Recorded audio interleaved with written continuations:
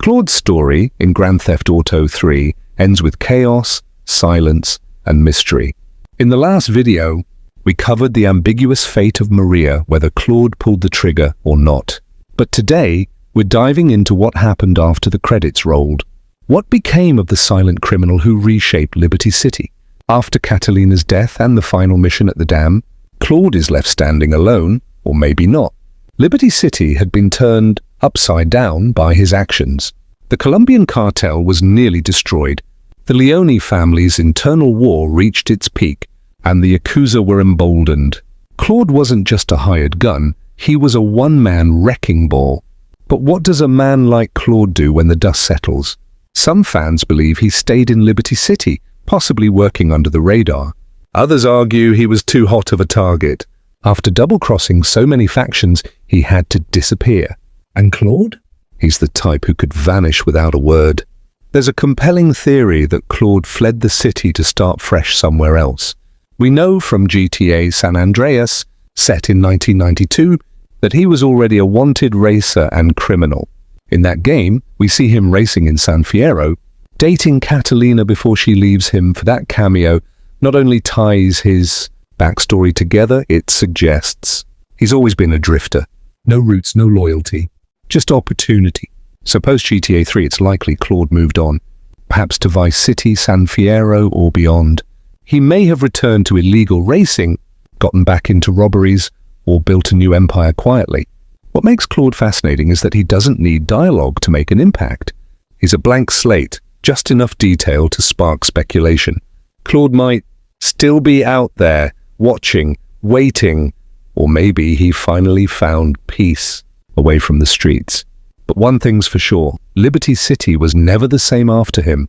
While GTA 3 gave us Claude's rise to power, it never gave us closure. But that might be intentional. Claude was never meant to be a traditional protagonist. He was a vessel of vengeance, silent, emotionless, and dangerous. After Catalina's death and the city left in ruins, Claude became a ghost in the criminal underworld, and Rockstar left breadcrumbs.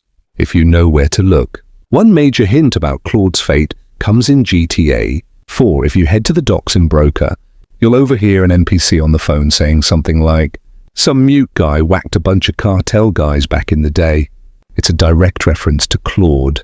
The timeline matches, and the term mute guy is a clear giveaway. It shows that Claude's actions left scars. His name still circulates in whispers among criminals nearly a decade later. But that's not the only clue. Some players believe Claude may have fled Liberty City, avoiding the chaos he caused. He's the type who wouldn't stay to deal with the politics of the Leone family or risk retaliation from leftover cartel loyalists. Instead, Claude may have gone underground, resurfacing only when it served his interests. A racer in San Fierro, a thief in Vice City, a shadow with a gun. Could he return? It's possible. Rockstar loves connecting its universe subtly. We've seen nods to characters across multiple games, and Claude's legacy is too iconic to ignore forever. Fans speculate that in GTA 6, we might see another Easter egg, a news report, a file in a police database, or maybe a wanted poster faded on a wall, hinting that Claude is still out there, still dangerous, still silent. And that's what keeps him legendary. Claude's story never needed closure because mystery is his character. He represents a time when GTA was raw, grimy, and unapologetically dark. Whether he's living quietly or dead in some alley, his presence haunts the series. He didn't need to speak. His actions told us everything we needed to know. Claude may never get a sequel. He may never speak a word. But his legacy, that's permanent.